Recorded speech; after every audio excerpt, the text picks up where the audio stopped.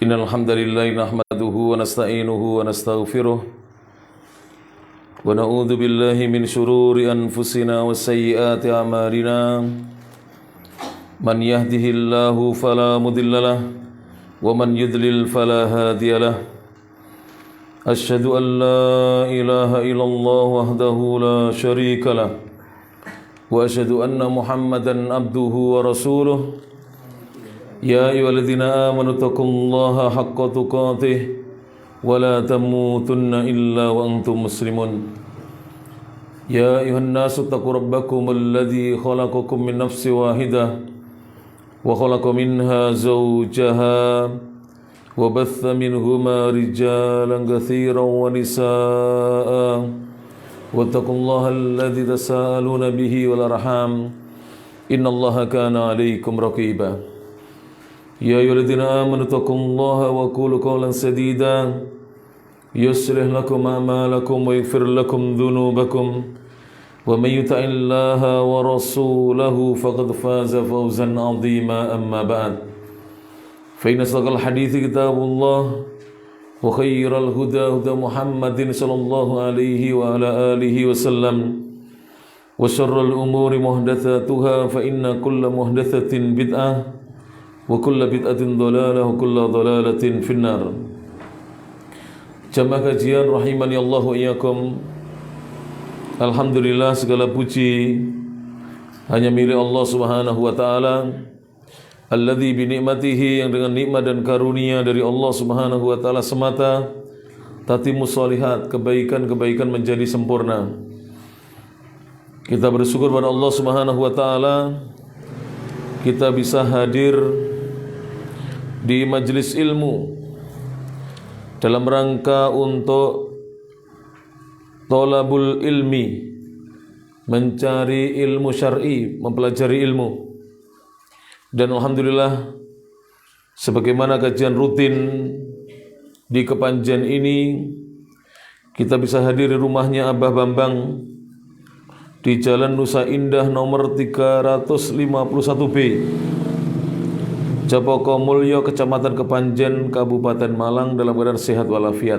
Alhamdulillah, alladzi bi ni'matihi tatimmus shalihat.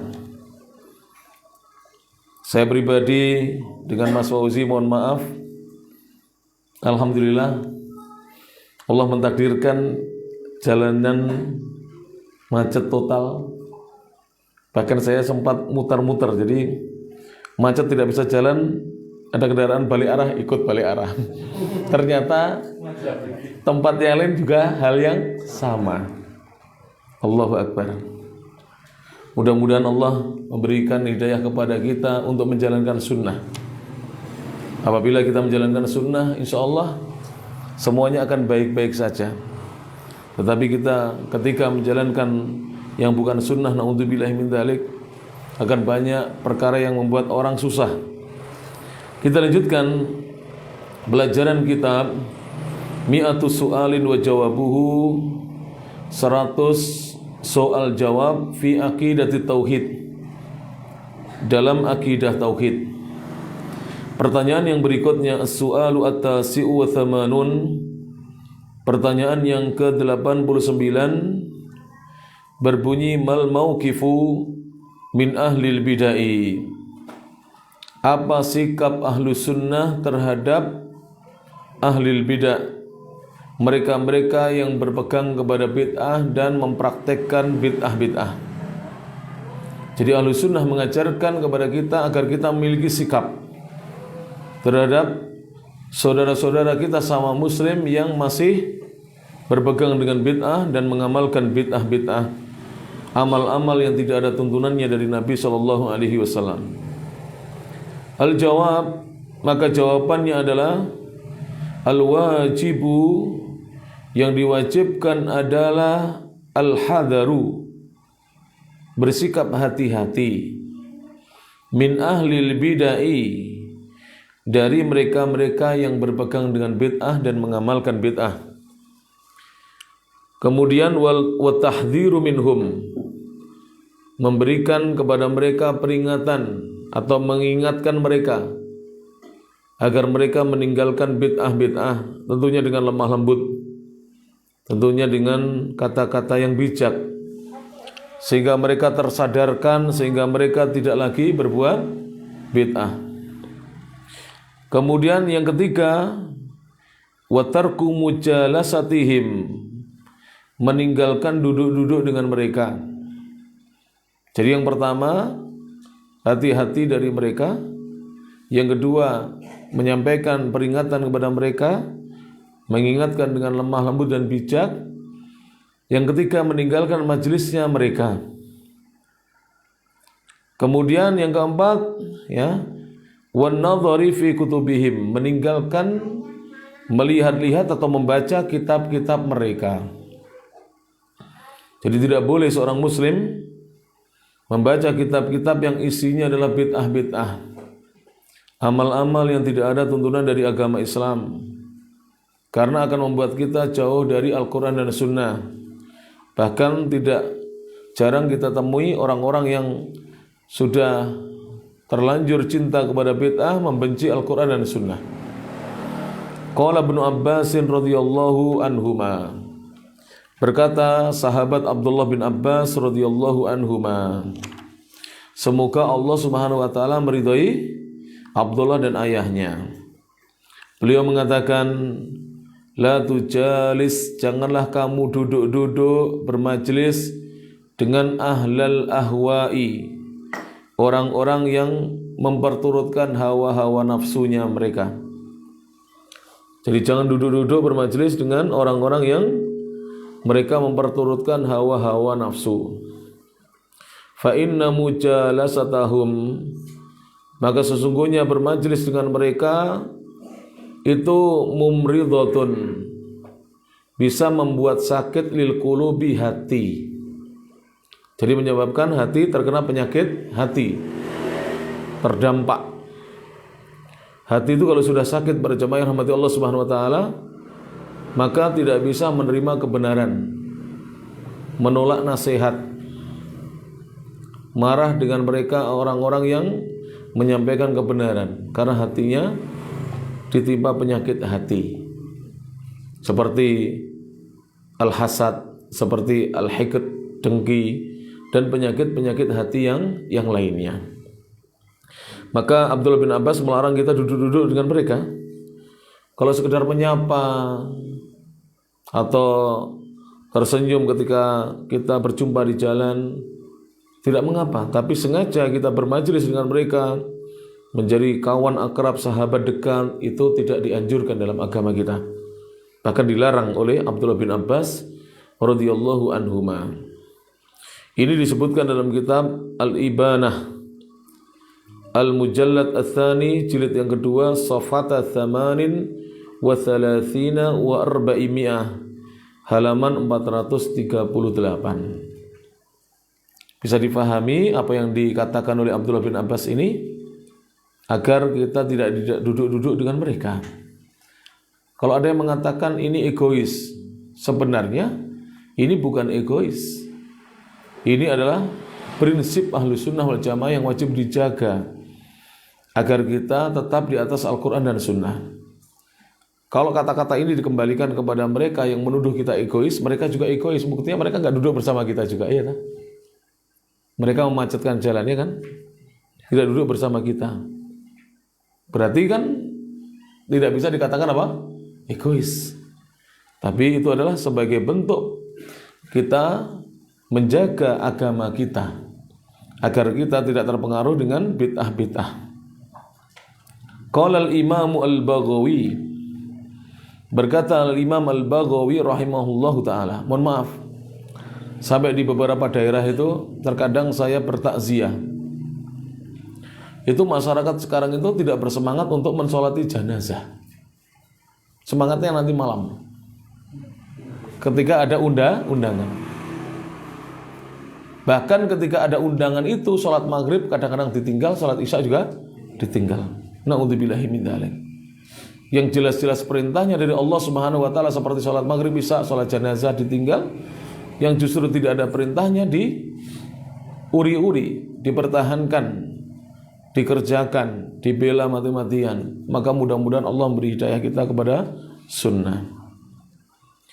Beliau mengatakan Al-Imam Al-Baghawi rahimahullahu taala, waqad madatis sahabatu, waqad dan sungguh madat telah berlalu, as-sahabatu para sahabat, artinya telah hidup di masa lalu, wa tabi'una dan para tabi'in, wa atba'uhum dan pengikut-pengikut para tabi'in, yaitu tabi'ut tabi'in, wa ulama us-sunani dan ulama-ulama yang berpegang kepada sunnah dari zaman sesudah tabi'ut tabi'in sampai detik ini.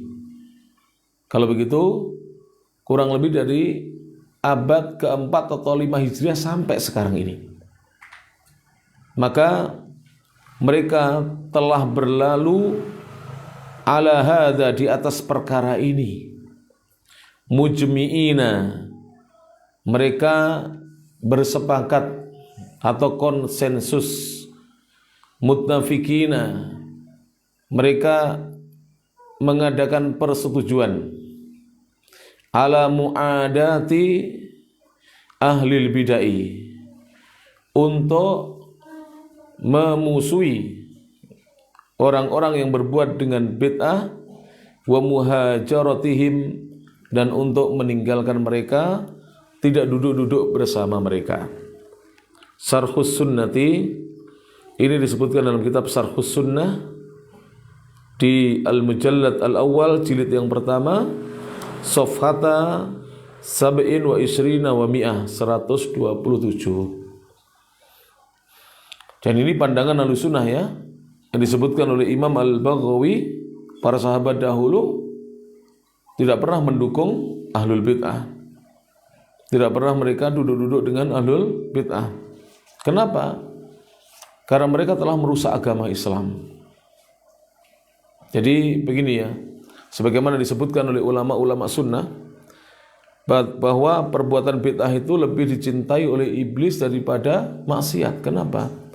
Karena perbuatan maksiat itu, pelaku yang terjatuh di dalam kemaksiatan itu mengakui bahwa perbuatannya adalah maksiat, dan besar harapan bagi pelaku maksiat itu untuk bertobat. Adapun bid'ah, pelaku bid'ah itu tidak ada satupun yang mengatakan bahwa bid'ah itu adalah keburukan, sehingga kecil kemungkinan ahlul bid'ah itu bertobat. Walaupun ada, kecil kemungkinan mereka bertobat, kecuali dengan hidayah dari Allah Subhanahu wa ta'ala. Kecuali dengan hidayah dari Allah Subhanahu wa ta'ala.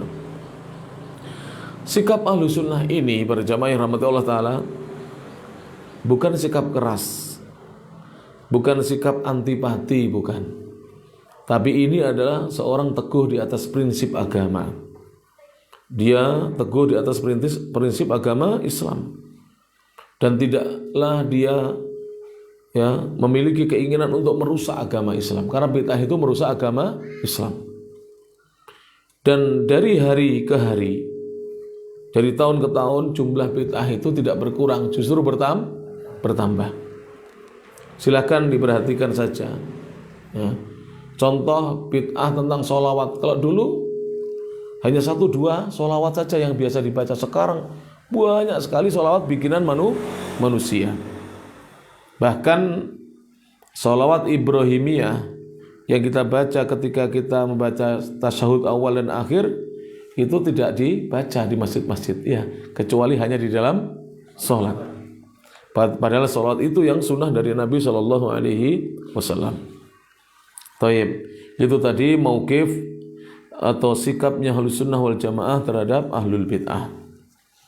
As-su'alu at-tis'un, pertanyaan yang ke-90 berbunyi, ma hukmu tarkis sholati, apa hukumnya meninggalkan sholat 5 waktu. Jadi pertanyaan yang ke-90, apa hukum meninggalkan sholat? Al-jawabu, jawabannya, tarkus sholati kufrun, meninggalkan sholat itu adalah bentuk kekafiran kepada Allah. Jadi meninggalkan sholat dengan sengaja itu bentuk kekafiran kepada siapa? Allah Subhanahu wa ta'ala. Li hadithi Jabirin radhiyallahu anhu, berdasarkan hadisnya Jabir radhiyallahu anhu, beliau berkata, qala Rasulullah sallallahu alaihi wasallam. Rasulullah sallallahu alaihi wasallam bersabda, "Inna bainar rajuli wa bainas syirki wal kufri tarkus shalah." Inna sesungguhnya bainar rajuli antara seorang wa bainas syirki dan antara kesyirikan wal kufri dan kekufuran itu adalah tarkus shalah, meninggalkan salat. Jadi misalnya ini ada orang ya.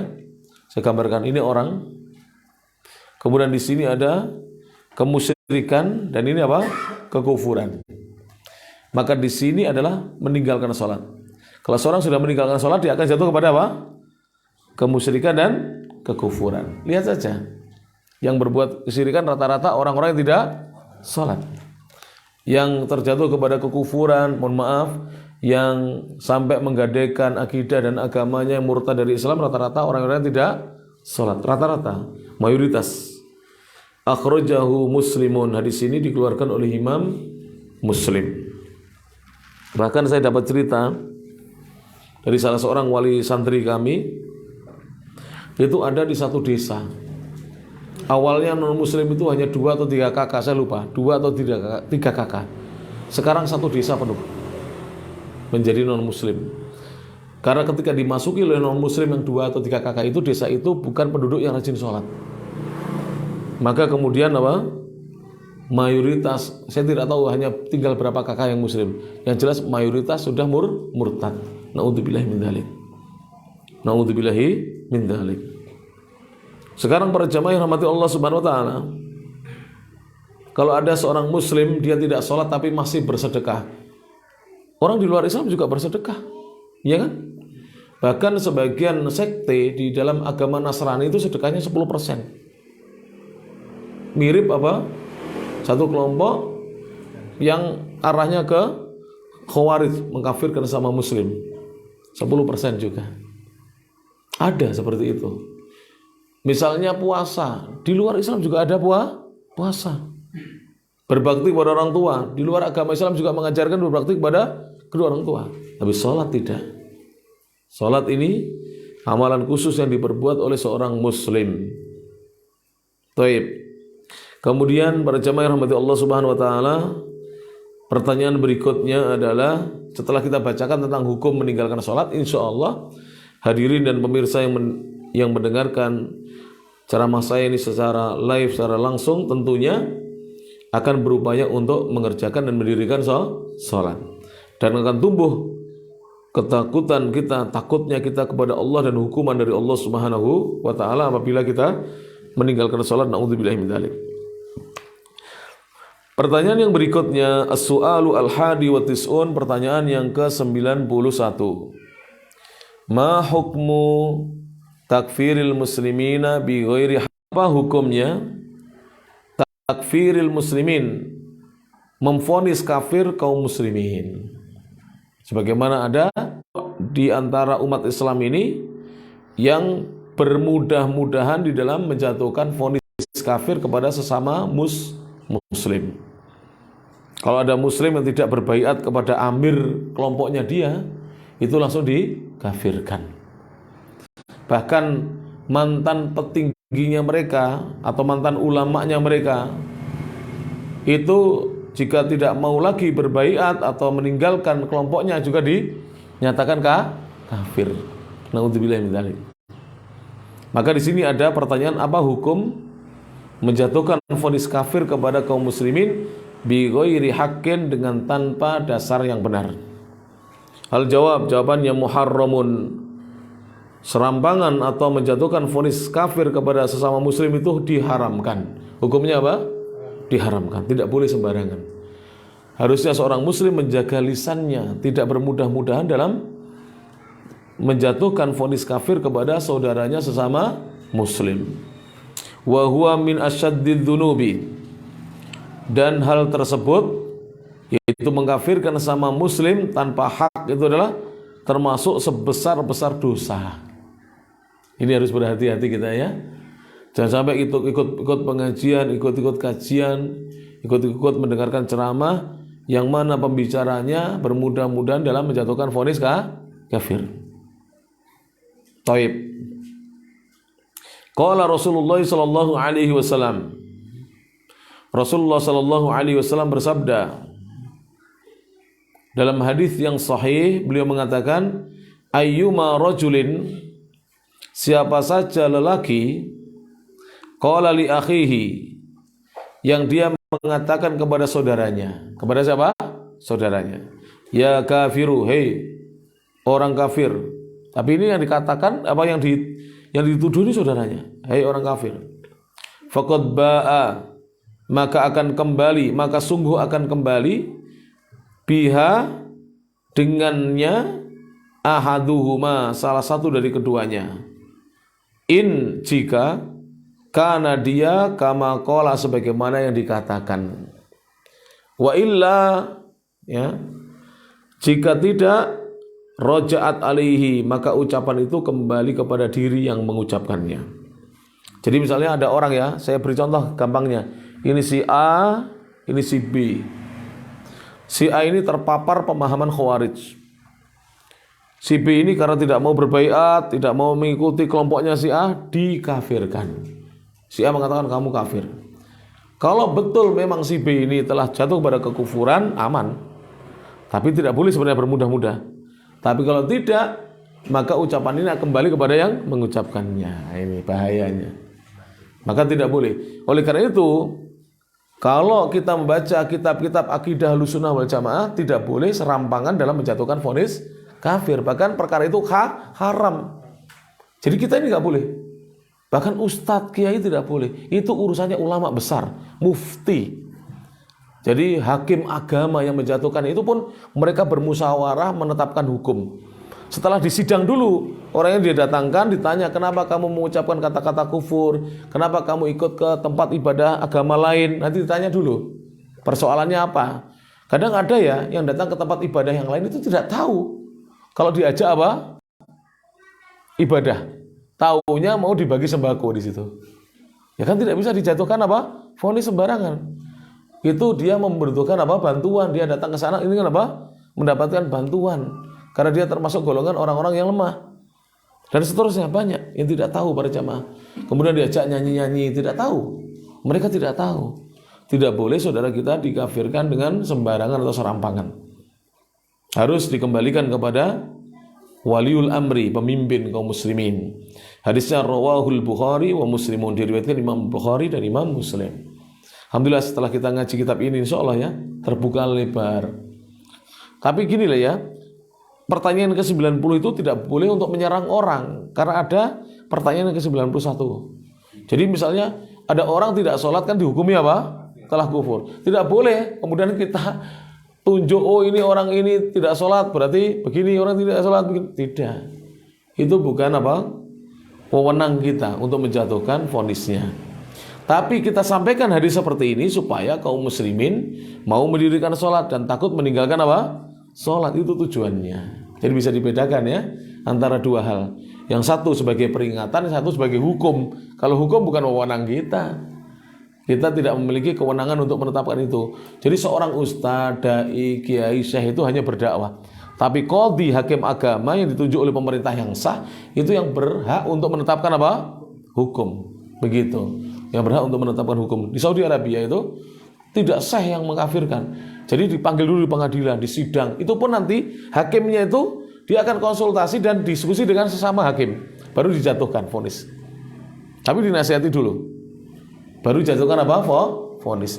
Apakah dia telah murtad atau belum? Nanti tidak bermudah-mudahan dalam masalah tersebut.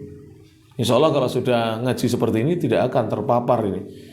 Ini pemikiran-pemikiran Khawarij, apapun namanya, ormasnya, kelompoknya.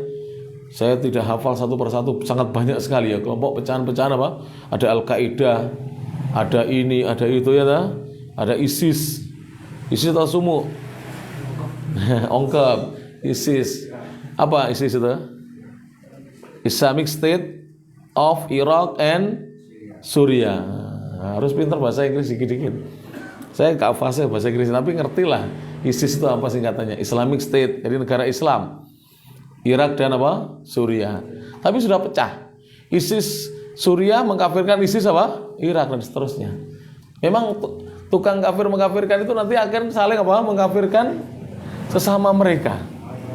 nanti begitu pada akhirnya nanti. Naudzubillahi min dzalik. Taib.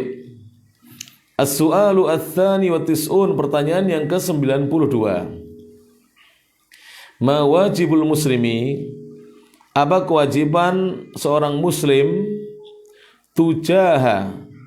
Jadi taknya itu didomahkan, tujaha ashabi Rasulillah sallallahu alaihi wasallam, di hadapan sahabat-sahabat Rasulullah sallallahu alaihi wasallam. Jadi apa kewajiban seorang muslim di hadapan para sahabat? Di hadapan ini maksudnya terhadap para sahabat-sahabat Rasulullah sallallahu alaihi wasallam. Al-jawab, maka jawabannya adalah al-wajibu, yang diwajibkan atas setiap muslim oleh Allah Ta'ala adalah mahabbatuhum, mencintai mereka. Mencintai siapa? Para sahabat. Ini Bapak-bapak, apa namanya ini? Volumenya di dalam atau di sini? Bisa dikecilkan dikit biar tidak membengung. Biar telinga saya tidak terlalu. Dikecilkan sedikit, insya Allah tidak mendengung. Cek 1 2 3, dicoba, cek, sudah, cek. Saya coba dulu ya, nanti kalau kurang keras dikeraskan dikit. Coba dikeraskan dikit, cek, sudah. Matur nuwun, jazakallahu khairan. Jadi kewajiban kita apa Bapak dan Ibu? Mencintai para sahabat. Tapi ya itu sekarang ini kaum muslimin, bagaimana mau mencintai para sahabat kalau tidak mengenal para sahabat? Bagaimana mereka tidak mengenal apa sejarah hidupnya para sahabat, bahkan nama para sahabat pun kita tidak hafal. Maka dari itu ya, ini bisa dilihat di tengah-tengah kaum muslimin. Rata-rata nama-nama anak-anak kaum muslimin itu tidak ada yang meniru nama-nama sahabat. Jadi malu kalau namanya itu meniru namanya sahabat. Banyak nama-nama itu yang betul-betul asing di tengah-tengah kaum muslimin. Maka mudah-mudahan kita yang sudah ngaji ini, setidaknya nanti kalau punya putra atau putri lagi ya, dinamakan dengan nama-nama sahabat, nama-nama tabi'in, nama-nama orang-orang soleh, nama-nama para ulama, istri-istri mereka dan seterusnya. Nama istri-istri Nabi, nama-nama Nabi itu dipilih itu. Jangan sampai kita memberi nama anak-anak kita dengan nama-nama yang notabene-nya kembalinya kepada orang-orang di luar agama kita. Kemudian beliau mengatakan, ini yang pertama ya, kewajibannya adalah mencintai mereka. Yang kedua, wa'tiqadu, dan meyakini annahum, kewajiban yang kedua adalah meyakini bahwasanya mereka afdalun nasi, manusia yang paling utama, ba'dal anbiya'i, sesudah para nabi, war rusuli, dan sudah para utusan, alaihimussalamu, semoga atas mereka kesejahteraan. Jadi yang kedua adalah meyakini bahwasanya mereka para sahabat adalah manusia yang paling utama sesudah para nabi dan para rasul. Yang ketiga, kewajiban kita adalah waqaful lisani, menjaga lisan, menahan lisan, anil kalami, dari berbicara fihim, tentang pribadi mereka para sahabat. Jadi tidak boleh kita membicarakan kepribadian para sahabat ya, illa kecuali bidzikril hasani, menyebut-nyebut kebaikan sahabat. Apakah para sahabat pernah berbuat salah? Iya, ada. Apakah para sahabat pernah berbuat maksiat? Iya, ada. Tapi perbuatan itu tidak boleh disebut-sebut sebagai penghinaan, tidak boleh. Tapi disebut-sebut kalau hanya sekedar berita untuk menjelaskan bahwa dulu para sahabat itu ada yang seperti ini, itu boleh, dengan catatan yang sering disebut adalah kebaikan-kebaikannya, bukan keburukannya. Siapa yang sering menyebut-nyebut keburukan para sahabat? Syiah, orang Rafidhah. Padahal keburukan para sahabat sudah diampuni oleh siapa? Allah Subhanahu wa taala. Mana dalilnya? Surat Ali Imran ada. Di Ali Imran ayat 31 sering saya bacakan. Nanti ditulis ya, surat Ali Imran ayat 31. Dasar bahwa para sahabat itu seandainya terlanjur berbuat salah atau dosa atau maksiat, telah diampuni dosa-dosanya oleh Allah Subhanahu wa taala. Allah berfirman, "Qul in kuntum." Qul, katakan wahai Nabi Muhammad, in kuntum, jikalau kalian semuanya tuhibbunallah, mencintai Allah, maksudnya dengan kecintaan yang murni, fattabi'uni, maka ikutilah sunnahku, ikutilah aku, kata Rasulullah. Jadi ayat ini Rasul disuruh mengatakan kepada siapa? Kaum muslimin, kalau kalian betul-betul cinta kepada Allah, ikutilah aku. Yuhibbukumullah, niscaya Allah akan mencintai kalian. Terus yang kedua apa? Wa yaghfir lakum dzunubakum, Allah akan mengampuni dosa-dosa kalian. Saya tanya sekarang, yang mencintai Allah sebelum kita siapa? Para sahabat. Yang mengikuti sunnah Rasulullah sebelum kita siapa? Yang laki-lakinya jenggotan, celananya tidak isbal di atas mata kaki, perempuannya berjilbab, itu ya sahabat dan istri-istri mereka, putra-putri mereka, ya kan? Maka mereka berhak dicintai Allah dan diampuni dosa-dosanya oleh siapa? Allah Subhanahu wa taala. Tapi kelompok Syiah itu aneh. Menurut mereka yang diampuni dosa-dosanya dan dicintai Allah hanyalah kelompoknya mereka saja. Kelompoknya mereka saja. Aneh kan? Padahal kelompok mereka tidak menjalankan sunnah. Kelompok mereka justru menentang apa? Sunnah-sunnah Nabi SAW. Na'udzubillahi min dzalik. Sunnah Nabi itu nikah atau zina? Hah? Mereka tidak. Mereka tidak menjalankan nikah. Mereka juga zina. Na'udzubillahi min dzalik. Kan kawin kontrak itu zina. Kawin kontrak itu zina. Diharamkan oleh Allah Subhanahu wa taala sampai hari kiamat. Kenapa masih dikerjakan? Karena memang mereka tidak menjalankan sunnah-sunnah Nabi. Bahkan yang lebih terang bagi kita, kelompok Rafidhah itu, Rawafid, tidak ada satupun hadis yang diriwayatkan oleh Ahlus Sunnah yang dipakai oleh mereka. Berarti hadisnya siapa yang dipakai? Hadisnya kelompok yang hadisnya bikinan mereka. Hadis yang dibikin oleh mereka alias hadis palsu. Antum kalau baca buku Syiah tidak ada Rawahul Bukhari, tidak ada. Rawahu Muslim, Rawahu Abu Dawud, Rawahu At-Tirmidzi, Rawahu An-Nasa'i, Rawahu Ibnu Majah, Rawahu Ibnu Majah, Rawahu Ahmad, Rawahu Malik, Rawahu Asy-Syafi'i, tidak ada sama sekali. Rawahu Ad-Darqutni, Rawahu Ad-Darimi, tidak ada sama sekali. Antum cari. Nanti Rawahu Abu Abdillah gitu aja. Enggak jelas dari mana. Bahkan kelompok Rafidhah itu meriwayatkan hadis dari keledai.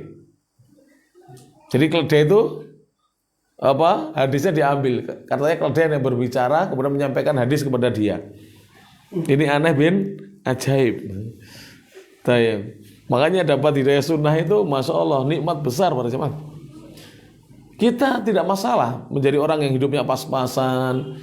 Kadang-kadang beras di rumah ibu-ibu habis, kadang-kadang belanja dari suami kurang, kadang-kadang bayaran sekolah anak belum dibayar. Yang penting kita ngerti sunnah. Bagaimana andai kata kita ini sudah hidup pas-pasan, kekurangan, kemudian tidak mengerti sunnah, betul-betul sangat menyedihkan bagi kita. Alhamdulillah kita mendengar sunnah, mengerti sunnah, nikmat dari Allah Subhanahu wa taala. Tadi itu di jalan, Pak, suwakeh wong miso-miso, Pak. Alhamdulillah kalau kita ngerti sunnah, tenang saya. Santai gitu. Mas Fauzi, Mas, santai aja. Terus kita tadi, Ustaz, anak izin istirahat, Ustaz. Gak kuat ya. Bayangkan, macet tuh cuapek loh, Pak, di kaki nggih, betul. Kau wasal. Perjalanan dari malam. Oh, bukan dari malam, dari pagi kemarin. Jadi saya sudah keluar dari rumah itu kemarin pagi pukul 5:30. Kemarin pagi Sabtu. Itu ke Tulungagung dulu. Kediri, Pare, Malang. Tadi malam sudah nyampe di Malang pukul 11 lebih. Akhirnya beliau izin, Ustaz. Tapi kitab ini kan dikaji di beberapa tempat, jadi bisa. Tapi ini di-share sama beliau. Share ke Facebook kita. Jadi kita nggak live tapi nge-share. Kasihan beliau, perlu istirahat. Nanti pulang ini nggak kuat. Ya. Sebenarnya saya bisa nyopir, tapi beliau nggak mau. Jangan Ustaz kok nyopir gitu. Loh, saya itu sudah siap. Kalau anak buahnya nggak bisa nyopir, saya nyopir. Ya cuman tapi nggak bisa banter seperti beliau 80, 90, saya paling yang 60, 50, 40 begitu jalannya. Yang geremet kalau saya. Yang penting tekan gon selamat gitu. Taib. Jadi subhanallah, alhamdulillah nikmat dari Allah Subhanahu wa taala. Kenapa? Karena Ahlus Sunnah tahu kita harus mengimani yang namanya takdir. Macet tadi takdir bukan? Jadi kan harus mengimani juga. Sawimen Ustaz gak teko-teko ini. Oke, khusus mampir gitu. Ya kan? Padahal sudah sini macet, boleh sini ya macet sama saja. Ya namanya macet itu gimana lagi? Jadi orang-orang sama-sama mencari jalan apa? Jalan apa pintas. Akhirnya jadi macet. Subhanallah. Sudah kadung masuk gang ya para jemaah ya. Mungkin seperti ini kurang kecil lagi. Ternyata gang itu tidak bisa dilewati 2 mobil, harus gantian. Kalau sini sudah, baru sini jalan. Subhanallah. Tapi kita ingat hadis Nabi SAW, wa tu'mina bil qadari. Engkau wajib beriman dengan takdirnya Allah, khairihi, takdir yang baik, wasyarhi, maupun takdir yang buruk. Kira-kira kalau saya tadi ngamuk-ngamuk di mobil, dapat pahala apa dapat dosa? Dosa, wong takdir itu sudah. Kalau tidak, buat zikir, buat baca Quran di mobil, buat doa, dapat pahala. Panjenengan tadi menunggu sambil ngobrol-ngobrol kan, kadang-kadang jamaah itu loh, datang tepat waktu, pulang juga tepat waktu, nggak pernah apa? Ketemu dengan sesama apa jamaah. Kadang tidak kenal, perlu kan kita apa? Nah, ramah tamah, kenalan dulu. Jadi manfaatkan kalau gurunya belum datang itu untuk apa? Kita kenalan, ngobrol-ngobrol dulu. Manfaat Pak. Ya, saling mengenal. Sebab kalau kita jarang komunikasi biasanya mudah apa? Sensi. Apa itu? Mudah apa itu? Ya mudah inilah, dengan temannya mudah tersinggung dan seterusnya. Kalau sering ngobrol insya Allah kita lebih mudah untuk akrab. Taib. Dan Rasulullah bersabda dalam hadis yang sahih, kataballahu maqadira al-khalaiqi qabla an yakhluqa as-samawati wal arda bi 50 alfasana.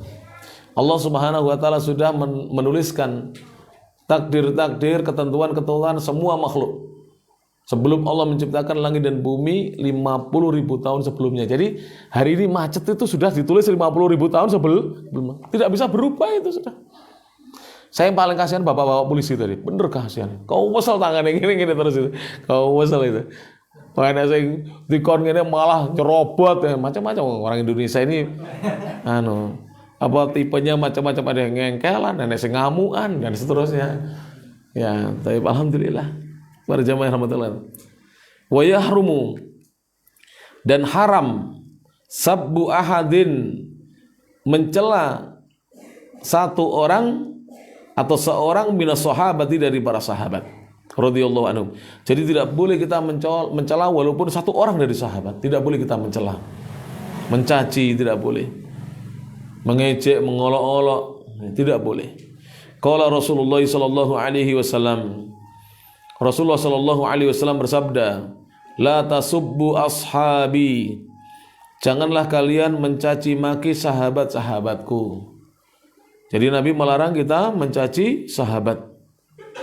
Fawalladhi nafsi biyadihi, fawalladhi, maka demi zat yang jiwaku, nafsi jiwaku biyadihi, ada di tangannya. Maksudnya demi Allah.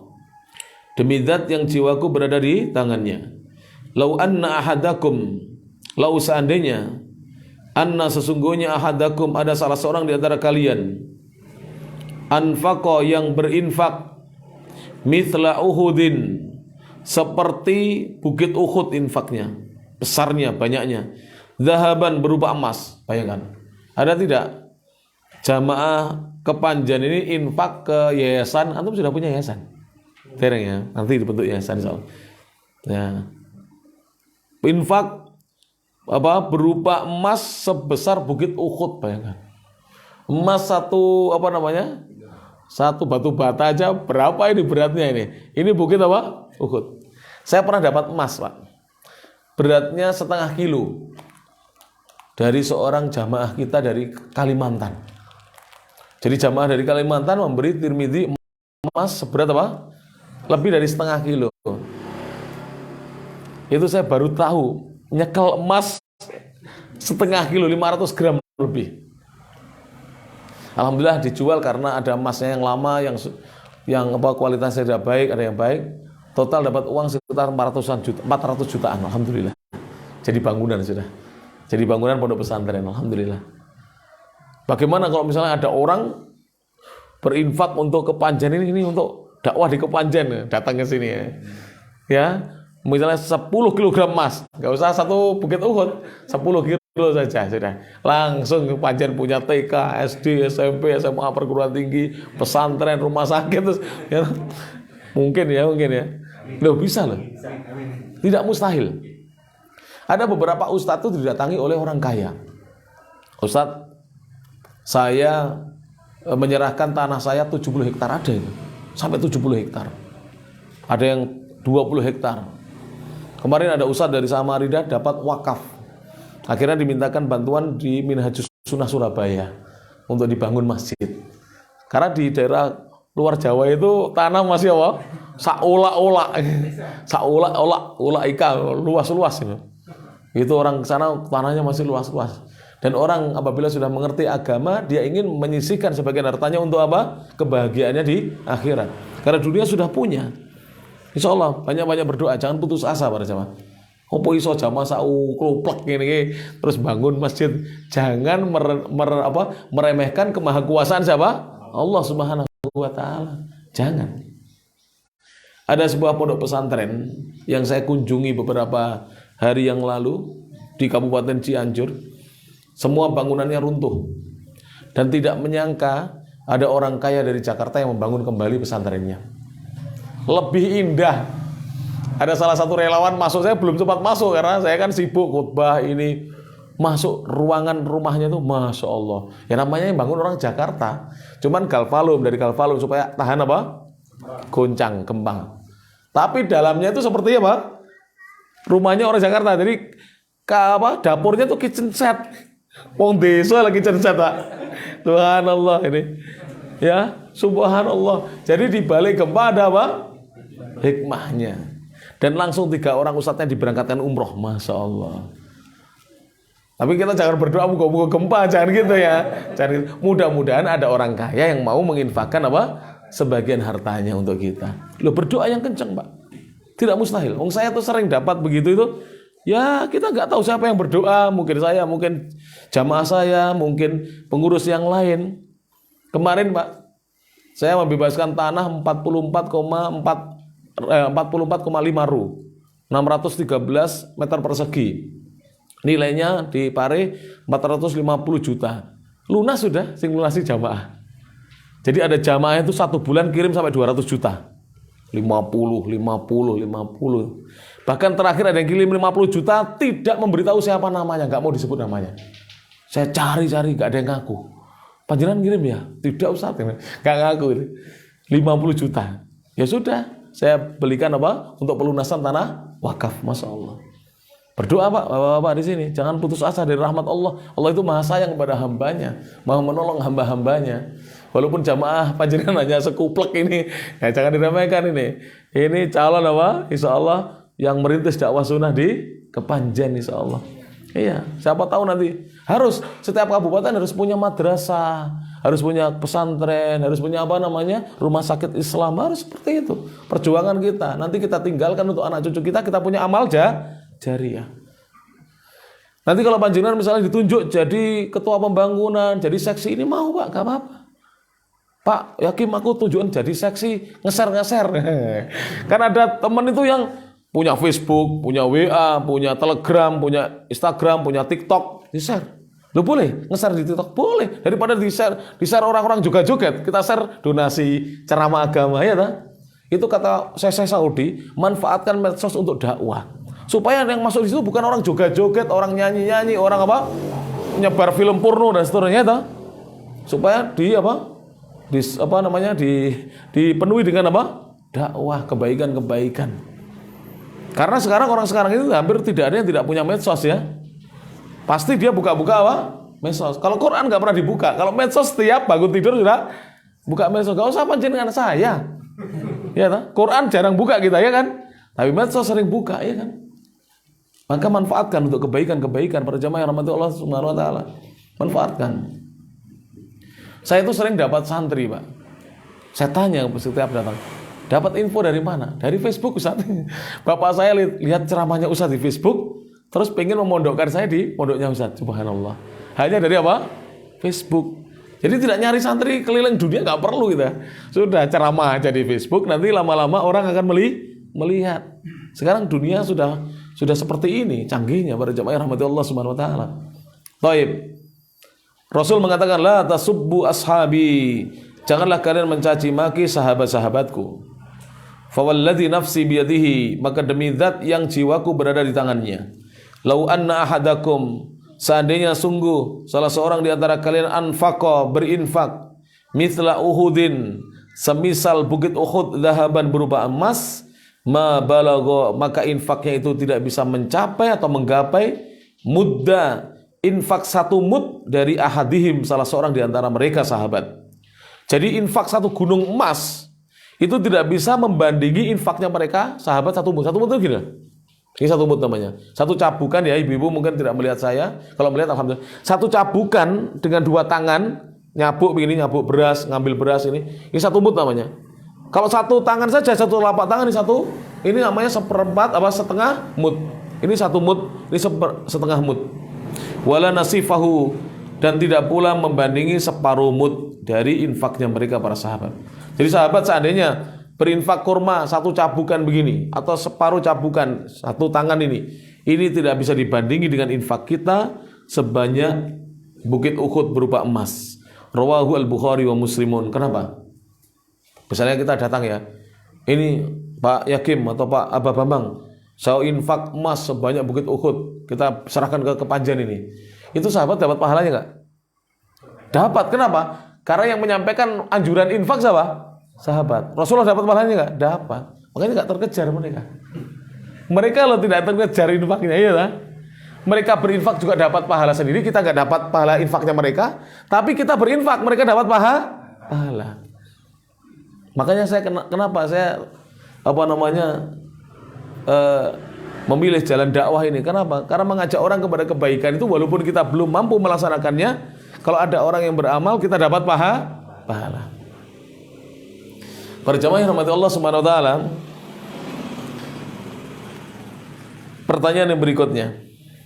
As-su'alu ats-tsalitsu wa tis'un, pertanyaan yang ke-93. Berinfak ya para jamaah ya? Berinfak. Mungkin saya bacakan satu dalil tentang infak, banyak dalil itu. Keutamaan infak. Satu saja ya. Hadis yang diriwayatkan Imam Muslim dari Abi Hurairah radhiyallahu anhu, anna Rasulullah sallallahu alaihi wasallam qala, sungguhnya Rasulullah sallallahu alaihi wasallam bersabda, mana qasat shadaqatun min mal, sedekah itu tidaklah mengurangi hartanya seseorang. Mana qasat shadaqatun min malin, sedekah itu atau sedekah itu tidak akan mengurangi hartanya seseorang. Jadi ketika panjenengan bersedekah, harta tidak berkurang. Dan saya sampaikan bagaimana cara kita bersedekah, misalnya dompet ini ya. Jangan melihat, oh tidak ada merahnya 100.000, tidak bersedekah. Oh tidak ada birunya, tidak bersedekah. Tidak. Apa yang ada di dompet itu, walaupun hanya 2.000 dan kita ikhlas, 5.000 kita ikhlas, 4.000 kita ikhlas, 10.000 kita ikhlas ya, 15.000 kita ikhlas, 20.000 kita ikhlas, ini bermanfaat. Sebab kalau setiap muslim punya pandangan mindset yang salah, begini misalnya yang salah. Kalau tidak 100.000 atau 50.000 berarti saya tidak usah bersedekah dulu. Tunggu sampai 100.000. Nah, tidak ngumpul-ngumpul uangnya, kepakai terus ya. Akhirnya kita selama hidup tidak pernah bersedekah. Tapi setiap ada quota infak, sudah 2.000 gak usah sini-sini lepok nih. Besok punya 5.000 masukkan. Akhirnya kas menjadi besar, bisa digunakan untuk kemanfaatan kaum muslimin. Ustadz Yazid diceritakan oleh salah satu muridnya beliau, Bapak Solahuddin, muridnya beliau, cerita ke saya. Beliau orang Cipanas. Dulu tinggal di Bogor di dekat Masjid Imam Ahmad bin Hambal Miyah di Bogor. Ada salah satu masjid itu dulu sepi. Kemudian Ustaz Yazid ceramah di situ menyampaikan keutamaan sedekah pagi itu. Kan ada sedekah pagi itu. Keutamaannya apa? Didoakan Allah memberi ganti. Jadi malaikat itu setiap hari turun mendoakan siapa yang bersedekah berinfak diberikan ganti. Siapa yang tidak mau berinfak dibuat binasa hartanya, rusak hartanya. Setelah disampaikan Ustaz Yazid itu, jamaah itu berbondong-bondong bersedekah pagi. Sekarang sebulan mengumpul sampai 150 juta. Sudah ada 200 sampai 300 orang yang sedekah. Sampai perumahan-perumahan itu sedekah di masjid itu. Bisa untuk bangun macam-macam, bisa untuk membantu orang-orang miskin, memberi bantuan kepada mereka, anak-anak yatim, menyekolahkan anak-anak yang putus sekolah dan seterusnya. Banyak yang bisa diperbuat. Jadi jangan mengecilkan sedekah. Jadi ibu-ibu misalnya punya kotak infak kas, sudah, nggak apa-apa, jangan malu-malu 2.000. Dan ibu-ibu yang mampu 50 tidak boleh meremehkan saudara. Saudara kok mek 2.000, jangan, itu kemampuannya. 2.000 bisa jadi diterima oleh Allah, yang 50.000 bisa jadi tidak diterima oleh Allah kalau tidak ada keikhlasan dari orang yang bersedekah. Jadi pertanyaan yang 93, ya, tadi sudah saya bacakan dalilnya ya. Sedekah itu tidak akan mengurangi apa? Harta. Mad dalilu, sekarang pertanyaan yang ke-93, mad dalilu ala fadlis sahabati radhiyallahu anhum.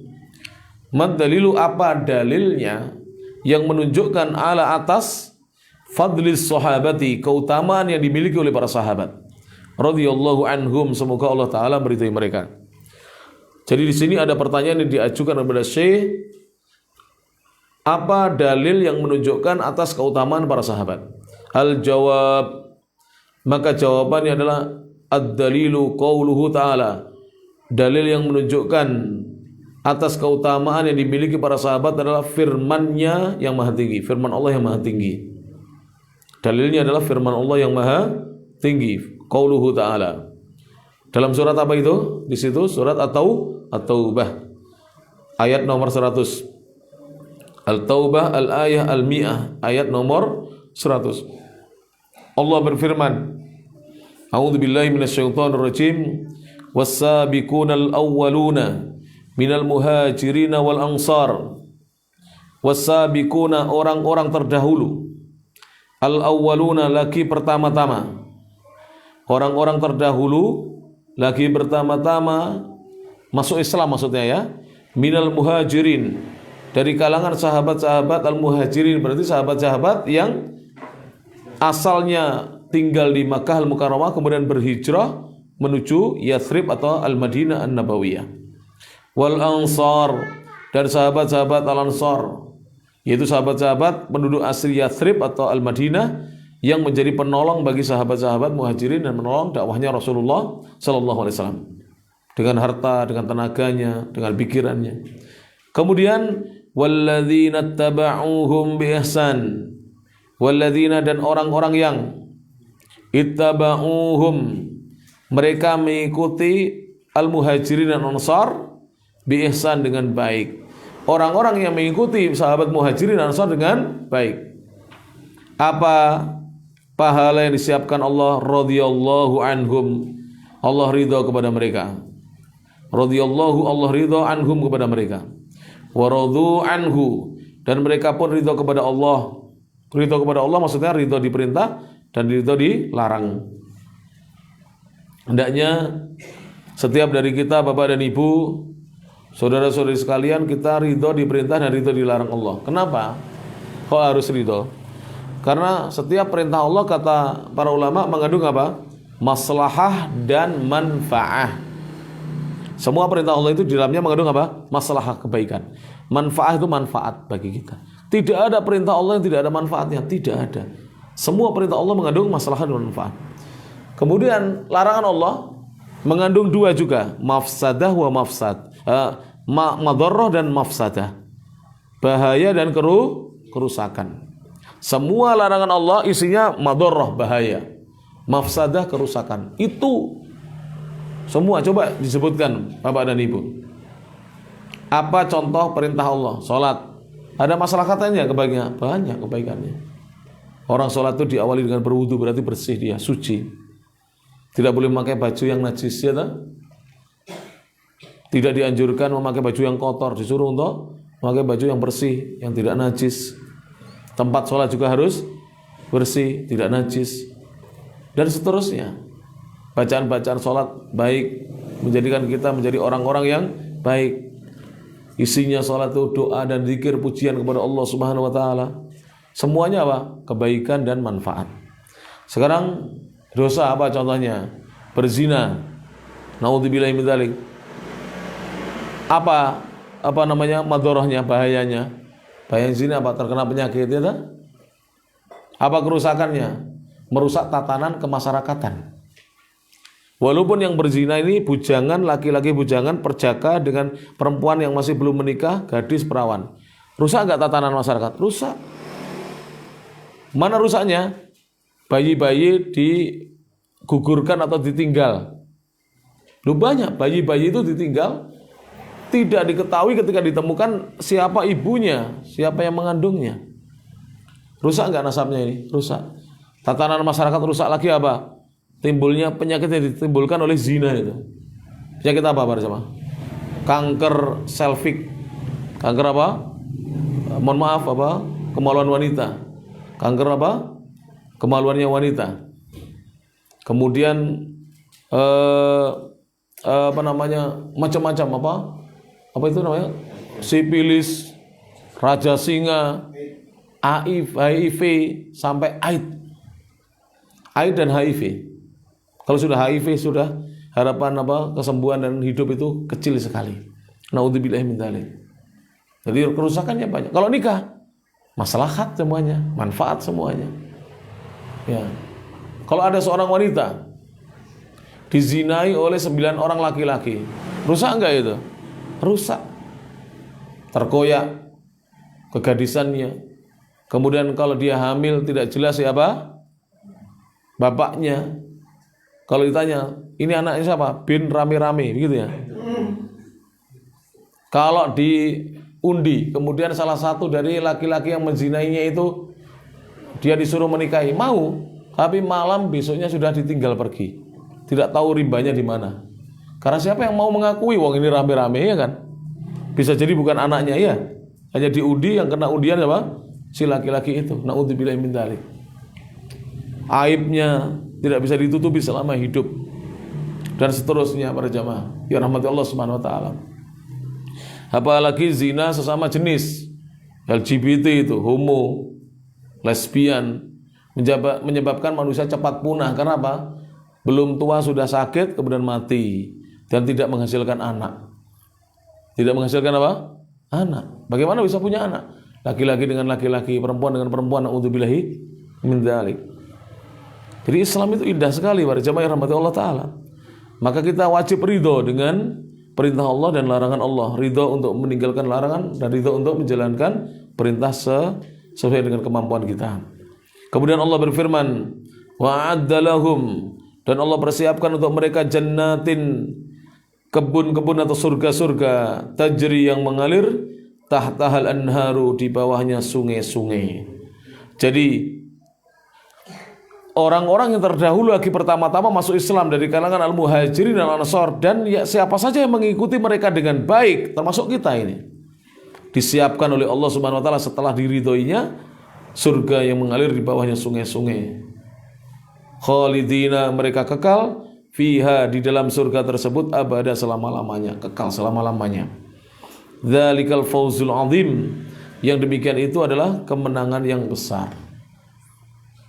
Di surga itu, mohon maaf, tidak ada kloset, tidak ada WC, tidak ada selokan. Penduduk surga tidak buang, mohon maaf ya, akramanallah, tidak buang air kecil, tidak buang air besar, tidak buang hajat. Semua yang dimakan menjadi keringat yang wangi. Jadi bapak-bapak, panjenengan harus mandi, gosok gigi ya di dunia ini. Surga nanti gak usah adus. Ibu-ibu habis masak apa, tidak ada yang keluar keringatnya apa? Nah, di sini belum pernah ngaji tentang surga dan neraka. Kapan-kapan kita ngaji? Ya, bagus itu. Ya, tertarik itu di Ustaz Abdul Amin sama saya ngaji di mana-mana. Kalau Ustaz Abdul Amin baca Madza Ba'dal Maut. Kalau saya kitab yang lain tentang Al-Jannah wa Nar, surga dan neraka. Masya Allah, tertarik kita. Indahnya surga pada jamaah rahmat Allah Subhanahu wa taala. Setiap Jumat lelaki-lelaki penduduk surga pergi ke Sukul Jannah, pasar surga. Di pasar itu bukan jual beli, tapi berkumpul. Sepulang dari sana, badannya bertambah wangi, wajahnya bertambah tampan. Kalau kita di sini semakin tua bertambah burek, nyata ya sudah diterima ibu-ibu. Lesbian to way pensiun gimana lagi? Ya kalau 6 di 20 sih keset, gak keriput, ganteng, ya. Untune je utuh saya guys, untune mulai entek. Apalagi ibu-ibu itu paling cepat giginya tanggal daripada bapak-bapak. Kenapa? Kalsiumnya diambil oleh anak itu loh, disedot ketika menyusui itu. Ya tak? Lihat wanita dengan laki-laki mana yang lebih cepat ompong? Perempuan. Kasihan, jangan terus golek nes enggak ompong. Wes bapak-bapak repot ya. Sabar diopeni sampai innalillahi wa inna ilaihi rajiun. Tayyib. Penduduk surga seperti itu. Dan wanita-wanita surga itu senantiasa perawan. Setiap kali pecah perawanannya menjadi perawan kembali. Bidadari juga demikian. Dan wanita-wanita penduduk surga nanti menjadi pemimpin para bidadari. Jadi ibu-ibu nanti tidak akan cemburu dengan bapak-bapak. Walaupun bapak-bapak ini bidadarinya banyak tidak cemburu. Karena pemimpinnya ibu-ibu nanti. Kok ngono Ustaz? Wes engko ae dibahas. Wis gak enak nih dibahas. Kok malah cemburu sampean. Bener itu. Tahu nggak dalam hadis disebutkan kalau suami laki-laki calon penduduk surga di dunia ini itu kalau dimarahi oleh wanita-wanita dunia itu bidadari itu apa? Cemburu. Jangan marahi bapak-bapak loh ini. Awas kualat sampean. Loh bener ya. Wah Ustaz dalili kono malah aku gak wani ya. Biasanya bapaknya tak bengok-bengok iya. Gak wani bengok-bengok aku. Iya. Oh di surga itu nikmat, di atas kenikmatan para jamaah rahmat Allah Subhanahu wa taala. Apa yang kita inginkan bisa kita dapatkan dengan cepat, dengan segera. Thayyib.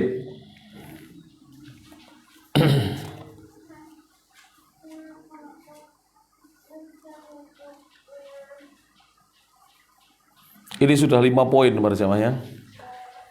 Dan saya yakin saya juga capek di jalan, panjangnya juga capek menunggu tadi. Ya, tidak hikmah kalau dilanjutkan ya. Mungkin sampai di sini dibuka pertanyaan saja sudah 1 jam pas ini kita. 1 jam lebih 2 menit. Saya menyampaikan materi ya.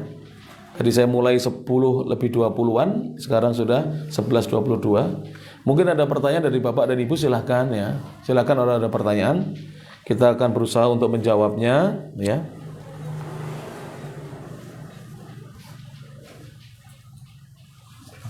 Baik. Ini ada pertanyaan yang sudah masuk dari para ummahat dan ibu-ibu. Assalamualaikum warahmatullahi wabarakatuh. Semoga Allah warahmatullahi wabarakatuh. Semoga Allah selalu melindungi Ustadz sekeluarga beserta tim. Amin amin ya rabbal alamin. Demikian juga semoga Allah Ta'ala melindungi bapak dan ibu-ibu beserta keluarganya. Amin. Pertanyaan pertama, setelah mengetahui bahwa membaca ini kok senangannya yang viral-viral ya. Setelah mengetahui bahwa membaca surat Al-Kahfi bisa dibaca pada hari apa saja, baru tahu ya. Kalau Ustaz sudah dari dulu tahu. Itu bisa dibaca pada hari apa saja, maka bagaimana cara meluruskan kepada saudara-saudara kita muslim yang terlanjur terbiasa mengamalkan di hari Jumat? Boleh, ya jangan dilarang. Yang penting tidak meyakini hanya khusus di hari apa? Jumat. Itu hanya afdol saja. Jadi hukumnya sampai derajat afdol. Afdol dibaca di malam Jumat atau di hari Jumat. Tapi boleh dibaca hari yang lain. Misalnya panjenengan lupa di hari Jumat belum membaca surah Kahfi, ya besok dibaca, Sabtu tidak ada masalah, Ahad tidak ada masalah. Thayyib. Jadi sebenarnya perselisihan ini sudah dari dulu, cuman beberapa ustadz memang sengaja tidak membahas supaya tidak menjadi berita yang membuat jamaah yang baru ngaji ini bingung. Jadi memang dari dulu ulama berbeda pendapat, ada yang menyatakan hadisnya hasan seperti Imam Ibnu Hajar Al-Asqalani, Syekh Al-Albani itu mengatakan hasan. Ulama yang lain mengatakan dhaif. Intinya tidak dilarang ya kita membaca surat Al-Kahfi dari Jumat. Saya bacakan saja ya. Pernyataan dari Ustadz Dr. Musyafa' Darini. Karena beliau itu termasuk tim dari Dewan Fatwa. Tapi disalahpahami fatwa dari Dewan Fatwa itu disalahpahami. Kemudian sebagian orang memvonis gitu loh. Bahwa saudaranya yang baca Kahfi dari Jumat itu tidak boleh, itu bid'ah. Itu tidak sampai demikian. Tidak sampai demikian. Kalau ada sunnah ya silakan. Kong dia longgarnya Jumat ya silahkan, longgarnya Sabtu juga sih silahkan, dipersilahkan. Bahkan seandainya dia meyakini afdolnya hari Jumat boleh, karena memang hadisnya ada yang menghasankannya. Jadi yang tidak boleh itu mencela atau memvonis karena kita pun tidak tahu hakikat kebenaran itu kembali kepada siapa? Allah Subhanahu wa taala. Saya bacakan di sini ya, biar gamblang. Insya Allah tidak saya hapus, cuman harus mencari dulu sebentar. Baik. Jadi ini ketemu. Doktor ya Musafa Ad-Darini MA Hafizullah Ta'ala berkata, tadi tidak baca semuanya. Tidak bisa dipungkiri setelah keluarnya hasil sidang Dewan Fatwa tentang hadis keutamaan membaca surat Al-Kahfi dari Jumat, banyak yang memahami dilarang membaca surat Al-Kahfi dari Jumat, padahal tidak demikian. Bukan dilarang ya. Beberapa poin yang bisa disimpulkan dari hasil sidang Dewan Fatwa tentang itu adalah sebagai berikut. 1. Hadis tentang keutamaan membaca surat Al-Kahfi di hari atau malam Jumat saja derajatnya lemah sekali. Ini menurut penilaian Dewan Fatwa. Dan itu memang ada ulama yang berfatwa demikian, bukan hanya Dewan Fatwa, ulama sebelumnya sudah. Yang kedua, yang sahih adalah atsar dari sahabat Abu Sa'id Al-Khudri radhiyallahu anhu yang menjelaskan tentang keutamaan membaca surat Al-Kahfi secara umum. Adapun harinya dan keutamaannya yang sahih adalah bahwa pembacanya mendapatkan cahaya dari tempat dia membaca sampai ke Baitullah Ka'bah. 3. Atsar ini dihukumi marfu, dianggap sebagai hadis karena berkaitan dengan sesuatu yang gaib yang tidak ada celah ijtihad di dalamnya. 4. Atsar ini tidak melarang kita membaca surat Al-Kahfi dari Jumat, tapi menjelaskan bahwa keutamaannya itu bukan hanya di hari Jumat saja. 5. Bagi yang ingin membaca surat Al-Kahfi dari Jumat maka tidak ada masalah. Sebagaimana bila dia ingin membacanya di hari lain juga tidak masalah. Ini dinukil oleh Ustadz Yusuf As-Sidawi. Jadi Ustadz Abu Ubaidah Yusuf As-Sidawi, menantunya Ustadz Ar-Rafiq, dari tulisannya Ustadz Dr. Musafa Ad-Darini. Insyaallah jelas ya. Jadi tidak ada masalah. Ada yang tanya gini, Ustadz sudah kadung dulu saya larang baca surat Yasin ya. Kok sekarang gak boleh baca surat Al-Kahfi? Boleh. Nah, yang tidak itu adalah tidak meyakini bahwa hanya hari Jumat itu yang mendapatkan keutamaannya. Yang kedua, kebiasaan di daerah saya, orang yang mensolatkan mayit itu dibayar. Jadi setelah sholat mereka dibagikan amplop. Apakah itu diperbolehkan? Begini, para jamaah yang rahmati Allah Subhanahu wa taala, kebiasaan ini tidak ada sunnahnya. Kalau hanya sekedar membagi-bagikan rezeki silakan, tapi kalau ada keyakinan tertentu tidak boleh. Lantas bagaimana dengan yang diberi? Silakan diterima atau ditolak. Kalau menolak ditolak dengan halus, kalau diterima silakan diambil atau diberikan orang lain yang lebih membutuhkan. Begitu saja, sehingga tidak perlu dipertentangkan. Ya. Tapi kalau begini, ayo sholat tak kayak duit, ya itu nggak boleh. Tapi kalau setelah sholat dikasih itu lain hukumnya dengan apa? Belum sholat tak kayak duit, ya itu lain. Jadi kita datangnya karena apa? Duit itu. Ya. Yang ketiga, duitnya itu loh kadang-kadang cuma 2.000, kadang 5.000 loh, nggak banyak itu. Saya pernah dikasih juga 5.000, agaknya santri nah, main titik. Kalau saya ketahui tak sai dewe. Jadi sebenarnya seperti itu. Gak tahu dulu bagaimana, mungkin begini. Kan sedekah itu bagus ya, sedekah. Apalagi sedekah atas nama mayit itu bagus. Cuman waktunya tidak harus bertepatan pada hari itu, boleh kapan saja. Panjenengan punya bapak sudah meninggal, saya tak sedekah misalnya atas nama bapak saya, silakan. Mau diberikan ke masjid, mau diberikan pesantren, ke pengajian, silakan, tidak ada masalah. Tapi tidak boleh mengharuskan, harus ada amplopnya. Ini sudah kebid'ah nantinya kalau harus ya. Tidak harus. Yang ketiga, jika ada developer yang mewakafkan tanah buat kepanjen mengaji untuk pembangunan masjid, apakah boleh diterima? Boleh. Ya, loh kok ada di belakang ini, ya? Ya, jadi boleh. Mudah-mudahan ada developer yang mau mewakafkan tanah. Ini kayaknya mau dapat rezeki nih kepanjen mengaji ini. Amin ya rabbal alamin. Mudah-mudahan ya. Jadi setelah saya bacakan hadis sedekah, langsung ada yang sedekah tanah ini. Yang keempat, yang penting jangan seperti ada beberapa ustadz diberi tanah wakaf ternyata semuanya bermasalah. Jangan begitu, itu namanya membohongi. memberi harapan palsu, PHP itu namanya. Tidak boleh. Kalau memberi untuk dakwah ya usahakan yang sudah sertifikat atau sudah punya petok D dan tidak ada masalah dengan ahli waris maupun masyarakat. Jangan tanah orang diberikan, jangan ya. Yang keempat, dosa berhutang tidak mau bayar, bahayanya apa Ustaz? Jadi kalau orang berniat untuk tidak membayar hutangnya, dibinasakan oleh Allah Subhanahu wa taala.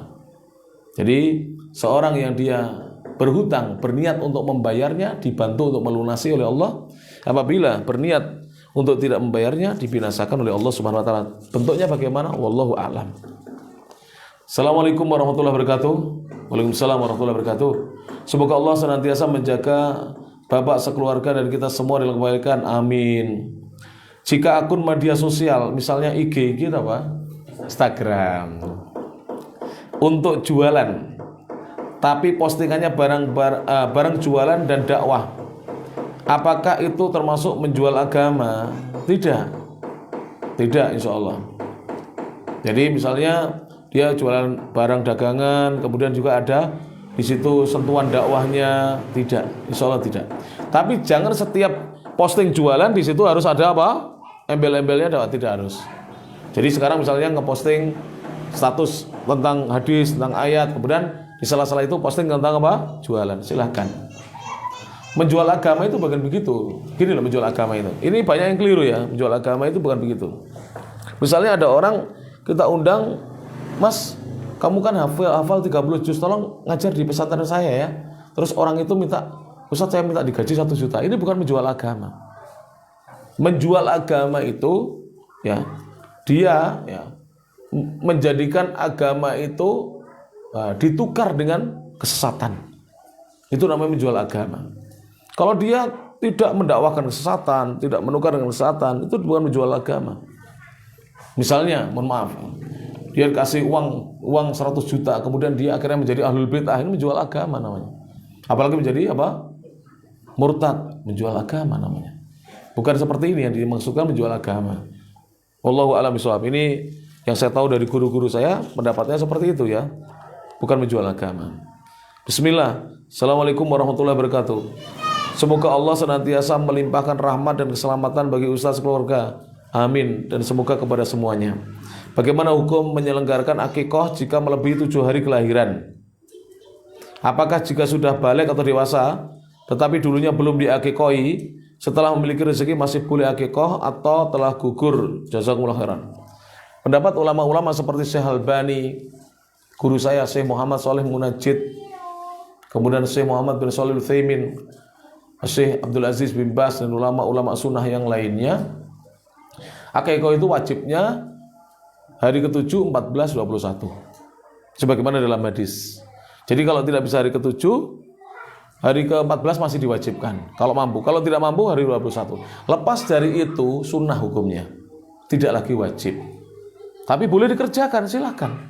Tapi turun dari wajib menjadi sunnah. Jadi kalau panjenengan misalnya begini, maksudnya bagaimana? Begini, saya sudah punya duit, bahkan sudah ada kambing, tapi saya diberitahu oleh, misalnya ya, mbah saya, jangan akikah hari ke-7, akikah hari 35. Apa itu? Selapan gitu.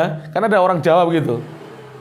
Padahal saya mampu hari ke-7, itu saya rugi. Harusnya saya kalau hari ke-7 dapat pahala wajib, jatuhnya pada pahala sunnah. Bahkan bisa bid'ah kalau diyakini itu sebagai apa? Ketentuan harus 35 hari, ya kan? Ada yang begitu. Nah, bagaimana kalau sampai hari ke-21 belum mampu? Silahkan kelipatannya. Misalnya begini, lahir hari Jumat, maka akikahnya hari Kamis, gampang. Tapi kalau Jumatnya pada maghrib, akikahnya hanya hari Jumat juga. Bagaimana cara menghitungnya? Begini, kalau Jumatnya sebelum maghrib, Jumat dihitung, Jumat hari pertama, Sabtu hari kedua, Ahad hari ketiga, Senin hari keempat, Selasa hari kelima, kemudian Rabu hari keenam, Kamis hari ketujuh. Baik, Kamis harus menyembelih sampai sebelum maghrib, tidak boleh lebih dari maghrib. Usahakan sudah menyembelih sebelum maghrib ya. Kalau hari Jumat maghrib baru lahir, maka dihitungnya bukan Jumat tapi apa? Sabtu hari pertama. Ahad, Senin, Selasa, Rabu, Kamis, Jumat menyembelih. Jelas begitu ya. Jadi nanti kelipatannya ya, kalau sudah lepas dari 21, kalau lahirnya Jumat sebelum maghrib, berarti setiap Kamis. Pokoknya Kamis kapan terserah. Mau 2 tahun, 3 tahun. Bahkan para ulama berpendapat, Syekh Utsaimin juga pendapatnya ini, apabila anak itu meninggal atau bapaknya sudah meninggal tapi belum pernah diakekoi oleh mbahnya dulu, maka boleh diakekoi walaupun sudah meninggal. Sunnah hukumnya sunnah. Jelas? Hukumnya sunnah. Hadisnya dihasankan oleh Syekh Al-Albani, bukan saya yang hasankan. Hadisnya dihasankan oleh Syekh Al-Albani. Banyak yang tidak tahu hadis ini. Kebanyakan kita kalau sudah lepas dari 21 hari sudah gak akekoan. Boleh, silahkan. Tapi hukumnya tidak wajib lah ya. Dan sebatas sunnah. Sehingga kalau tidak diakekoi setelah lepas dari 21 hari karena tidak mampu, ya tidak dosa. Tapi panjenengan kehilangan pahala akekah itu saja karena meninggalkan yang sunnah. Kira-kira bisa difahami ya oleh penanya ini. Kemudian pertanyaan yang terakhir. Assalamualaikum warahmatullahi wabarakatuh. Semoga Allah menjaga Ustadz beserta rombongan. Amin ya rabbal alamin. Yang pertama, apakah haram penghasilan dari hasil kerja seorang wanita? Tidak. Tidak haram. Asalkan satu diizinkan suami. Yang kedua, apa ini? Oh, ada tulisannya ya. Yang bekerja menjadi TKW di luar negeri tanpa mahram ini ya. Taib. Karena si wanita ini sudah memiliki keluarga. Kalau pertanyaannya seperti ini, perginya dia keluar negeri tanpa mahram itu haram. Tapi penghasilannya sesuai dengan pekerjaannya, tidak haram. Tapi perginya itu haram. Harus banyak bertobat dia selama di sana. Dan nanti kalau dia sudah pulang tidak boleh kembali lagi. Tidak boleh mengulangi perkara haram kedua kalinya. Tapi hasilnya tidak haram, jelas ya. Hasilnya tidak haram. Karena dia kerjanya bukan mencuri, kan bekerja sebagai TKW, asisten rumah tangga ya, ART. Yang kedua, apa nanti di surga suami atau laki-laki memiliki 2 istri dari dunia dengan tambahan bidadari? Ya tergantung, kalau istrinya 4 ya 4. Yang dibawa ke surga apa? Asal yang keempat-empatnya ini memang berhak masuk surga. Ada suami istrinya lebih dari 4. Nabi SAW ya kan? Kemudian Nabi siapa? Sulaiman. Nabi-nabi dahulu. Sampai 170 disebutkan istrinya. Ya semua nanti masuk surga ditambah bidadari. Kalau bapak-bapak istri hanya 1, ya 1. Nanti ditambah bidadari. Ada beberapa laki-laki di Saudi itu 4 istrinya. Kalau meninggal yang pertama atau yang kedua, nambah lagi supaya tetap 4 terus. Dan nanti semua ikut ke surga itu nanti. Banyak nanti istrinya. Ya begitu ya. Kalau tidak punya istri bagus. Dijawab oleh Syekh Muhammad bin Shalih Al-Utsaimin. Bagaimana laki-laki yang masuk surga tidak dapat istri? Nanti juga dipertemukan dengan wanita ahli surga yang tidak dapat suami selama. Jadi masih meninggal masih muda, ya atau suaminya masuk neraka. Maka dia dinikahkan, dikumpulkan dengan apa? Laki-laki yang tidak punya pasangan, begitu. Tetap punya pasangan, Pak, nggak usah khawatir. Tetap punya pasangan ya. Apalagi jumlah wanita lebih banyak ya, toh? Bisa double pasangan kita. Iya. Terus ditambah dengan bidadari. Dan insya Allah ibu nanti cemburunya wanita lu hanya di dunia, di akhirat tidak ada cemburu. Wanita itu kalau sudah masuk surga, yang dilihat keindahan surga. Kalau laki-laki yang dilihat apa? Lah itu bedanya itu. Dari sekarang sampai nanti sama. Yang ketiga, apa ketika kita sedang duduk-duduk bersama keluarga yang masih melakukan bid'ahan, bermajlis apakah itu harus juga dihindari? Tidak, dilihat dulu. Duduknya dalam rangka apa gitu loh. Kalau silaturahim itu tidak boleh. Bah, assalamualaikum langsung jangan ahlu bid'ah, tidak begitu. Tidak demikian. Morotuwo mertua ya tidak demikian. Ya kita duduk-duduk ngobrol tidak apa-apa. Duduk-duduk yang dimaksud di situ bermajelis dalam rangka apa? Melaksungkan bid'ah. Kita tidak boleh, ya. Tapi kalau dalam rangka silaturahim tidak. Dan juga dihindari duduk-duduk cangkruk-cangkruk dengan ahlu bid'ah itu dihindari. Cangkruk, kecuali kalau kita sama-sama tugas ronda bareng-bareng ya itu tidak bisa menghindari ya ta? Nah, tidak bisa menghindari. Seperti itu. Atau dia teman kantor kan tidak bisa menghindari. Kita duduk bersama di kantor. Ya. Tapi yang bisa dihindari. Karena bid'ah itu menular, menular sekali. Jadi keburukan itu lebih cepat menular daripada kebaikan. Betul nggak? Kalau ada orang sehat dengan orang sakit dikumpulkan, Yang sakit ketularan sehat atau yang sehat ketularan sakit? Yang mana ini para jemaah? Ayo. Panjenengan punya putra hafal 30 juz. Panjenengan kumpulkan dengan anak-anak yang rusak. Yang rusak ketularan jadi hafal 30 juz atau yang 30 juz jadi ketularan rokok, mabuk, pacaran, yang mana? Nah, yang 30 juz ketularan yang tidak baik, ya enggak?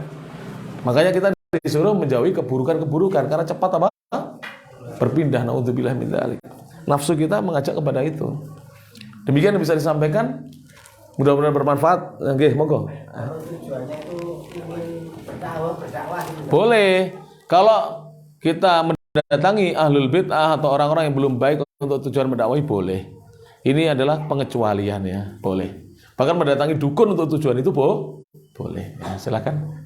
Ustaz, berkaitan dengan pertanyaan yang baru tadi ya. Kalau hukum sembelihan orang yang tidak sholat itu gimana? Taib. Pertanyaan yang bagus sekali. Bagaimana hukum sembelihan orang yang tidak sholat? Jadi kalau dia sudah ditetapkan oleh hakim agama, sudah murtad, maka tidak boleh kita memakan sembelihannya. Kalau orang Nasrani malah boleh. Kalau sudah orang murtad tidak boleh. Maka kita berhati-hati. Sebaiknya kita mencari sembelihan orang yang apa? Masih sholat. Gitu. Beli ayam, beli apa itu hati-hati para jamaah. Ya bukan kita memvonis ya. Dia pasti sudah kafir, tidak. Tapi kita berhati-hati saja mencari hewan-hewan sembelihan yang orang-orang betul-betul sholat. Masih banyak kok insya Allah. Walaupun mahal sedikit karena ibu kan nyari murah. Padahal kadang-kadang itu bukan ayam disembelih itu ayam bangkai kadang-kadang. Jangan sampai kita cari yang terpercaya saja. Walaupun agak mahal para jamaah.